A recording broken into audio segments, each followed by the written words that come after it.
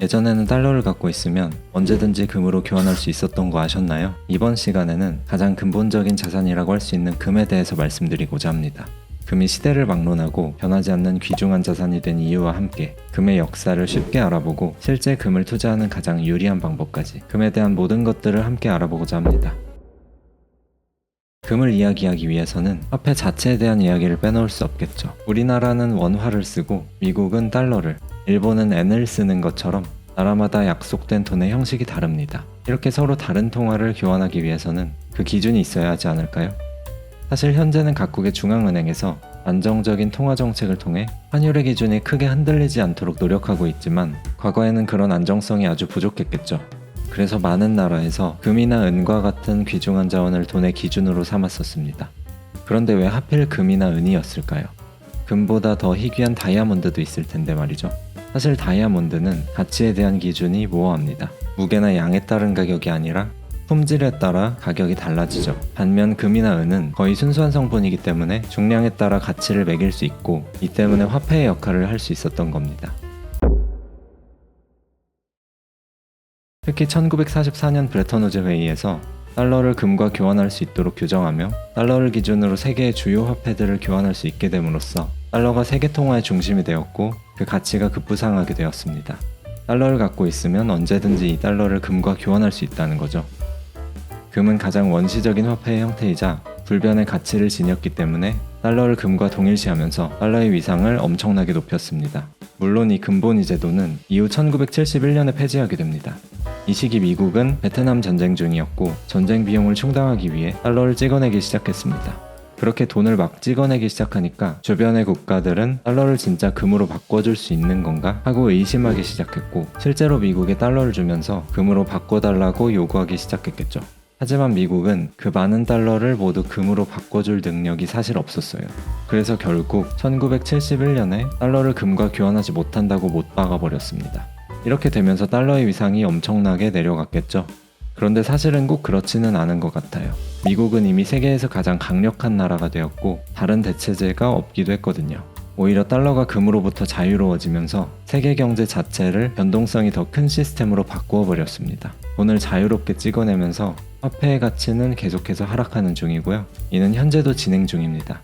1990년대에 짜장면 한 그릇이 2,000원이었어요. 지금은 7,000원이 넘는 곳도 많죠. 시중에 돈이 많아지니 돈의 가치는 그만큼 낮아지는 겁니다. 하지만 변하지 않는 게 있습니다. 바로 금이죠. 금은 양이 한정적이기 때문에 그 가치를 유지합니다. 이 때문에 상대적으로 금은 점점 비싸질 수밖에 없죠. 화폐의 가치는 하락하고 있으니까요. 특히 금은 위기 때 그 빛을 발합니다. 경제 위기가 오면 화폐의 가치를 의심할 수밖에 없겠죠. 나라가 휘청이면 돈이 필요하기 때문에 화폐를 더 많이 찍어낼 테고 또 나라가 망하면 화폐가 종이 조각이 될 수도 있다는 불안감도 생길 테니까요. 언제나 가치를 유지하는 금에 대한 수요가 높아질 수밖에 없을 겁니다. 1997년 IMF 위기를 겪었던 우리나라를 생각해 볼까요? 외환위기가 닥치면서 한국 돈의 가치는 폭락했고 국민으로서 나라를 살릴 수 있는 유일한 방법은 금 모으기 운동이었습니다. 금은 그 가치를 유지하니까요. 금은 세상 사람들이 인정하는 가장 가치 있는 자산이라는 걸 알 수 있죠. 이 때문에 우리는 실제로 금에 투자하는 것도 고려해 볼 만한 것 같습니다. 위기에 대비할 수 있는 가장 완벽한 자산이니까요. 말씀드렸던 것처럼 화폐의 가치는 계속해서 하락하니 우리는 그동안 주식이나 부동산과 같은 자산에 넣어둠으로써 화폐 가치 하락에 대해 알게 모르게 방어를 해오고 있었습니다. 주식 또한 실물 자산 중 하나라고도 볼 수 있죠. 회사의 지분을 일정 부분 갖고 있는 거니까요. 하지만 만약 위기가 오게 되면 회사는 어려워질 수도 있는 거고 주식의 가치도 함께 하락하게 되겠죠. 이때 이 위기를 방어할 수 있는 게 바로 금입니다. 실제로 S&P 500과 금의 가격을 비교해 보셔도 알 수 있는데요. 2008년 금융위기 때 주식은 폭락하고 그와는 반대로 금의 가치는 올라가는 것을 알 수 있습니다. 제가 이전 영상들에서 강조하고 있는 주식과 금을 함께 투자해야 하는 이유가 여기에 있습니다. 주식과 금은 모두 실물 자산이기 때문에 화폐의 가치가 하락하는 것을 방어해 줄 수 있으면서도 주식이 갖고 있는 위험성을 금이 방어해 줌으로써 안정적이면서도 높은 수익률을 기대할 수 있어요. 지난 영상에서 테스트를 통해 나스닥 100과 금의 조합이 수익률을 챙기면서도 안정적이라는 것을 알 수 있었죠. 간단히 다시 살펴보면 S&P 500과 나스닥 100, 미국 배당 다우존스와 금, 채권을 함께 비교해봤을 때 나스닥 100과 금을 함께 투자하는 경우가 가장 안정적이면서도 좋은 수익률을 거둔다는 내용이었는데요. 나스닥 100과 금을 6대 4로 투자하는 경우가 가장 성적이 좋았고, 이처럼 안정성이 높으면서도 수익률이 뒤처지지 않는 것을 알 수 있죠. 우리가 금에 투자해야 하는 이유는 충분한 것 같고요. 이제 금에 투자하는 방법에 관해 설명해 드릴게요. 가장 먼저 쉽게 떠오르는 방법, 진짜 금을 직접 사는 방법이 있죠. 금을 살 수 있는 이렇게 다양한 곳에서 구매할 수 있습니다. 금을 사서 잘 보관만 하면 되니까 보유하는 동안 세금이나 수수료가 부과되지 않는다는 점이 좋고, 타인에게 증여하는 것도 가능합니다. 하지만 이를 이용하여 증여세를 회피하려는 사람들이 있기 때문에 구매할 때 10%의 부가가치세가 붙고 사고 팔 때 5% 정도 수수료까지 붙어서 100만원어치 금을 사려면 실제로는 115만원 정도가 필요하게 되는 거죠. 사실 뒷금이라고 불리는 세금 없이 음지에서 거래되는 금도 있습니다.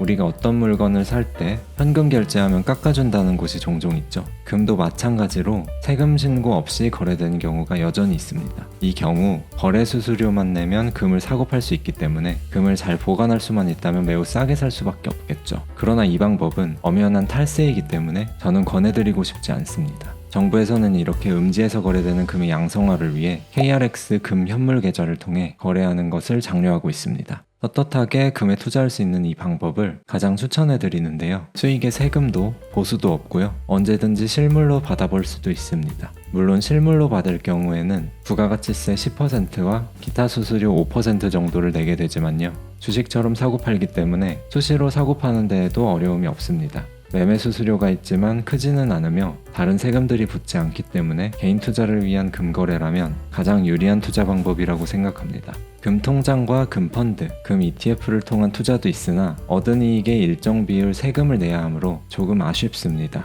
정리하여 보여드리면 다음과 같습니다. 결론적으로 우리가 할 수 있는 가장 유리한 투자 방법은 KRX 금연물 계좌를 통해 금을 거래하는 방법입니다. 그러면 저와 함께 이 KRX 금연물 계좌를 통해 투자하는 과정을 밟아보겠습니다. 우선 계좌를 따로 만드셔야 해요. 증권사를 통해 계좌 개설이 가능하고요. 증권사별로 매매 수수료에는 차이가 있으며 이렇게 정리해 두었습니다. 여기서 선택하여 개설하시고 투자하시면 될 것 같습니다. 저는 삼성증권으로 예를 들어 설명해 드리겠습니다. 우선 계좌 개설 메뉴 들어가시면 금현물 계좌가 나올 겁니다. 이 계좌를 만들어 주시고 계좌 이체를 통해 해당 금현물 계좌에 투자할 만큼의 돈을 미리 넣어 두셔야겠죠. 이후 금을 사고 팔기 위해서는 메뉴에서 국내 주식, 금현물로 가셔서 금현물 주문으로 들어가시면 됩니다. 그러면 이와 같은 화면이 나오게 되죠. 대부분 주식을 거래할 때와 비슷하고요. 현재 이 가격은 금 1g당 가격이에요.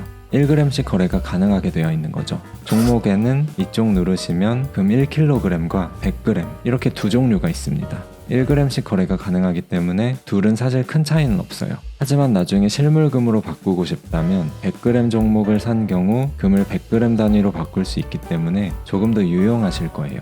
큰 차이가 없으니 100g 종목으로 사봅시다. 주식과 마찬가지로 사고 싶은 금액을 입력하고 몇 g을 살지도 수량을 입력해주고 매수 버튼을 누르면 살 수 있게 됩니다. 이렇게 쉽게 금 투자가 가능해요. 오늘은 금 투자의 중요성과 다양한 투자 방법에 대해 알아봤습니다. 금은 역사적으로 증명된 안전한 자산이며 특히 경제 위기 상황에서 빛을 발하는 투자처입니다. 하지만 어떤 투자든 신중하게 접근해야겠죠. 자신의 투자 성향과 목표에 맞는 방법을 선택하시길 바랍니다. 혹시 금 투자에 대해 더 궁금한 점이 있으시다면 언제든지 댓글로 남겨주세요. 제가 아는 선에서 최대한 자세히 답변해 드리겠습니다. 다음에도 더 유익한 정보로 찾아뵙겠습니다. 감사합니다.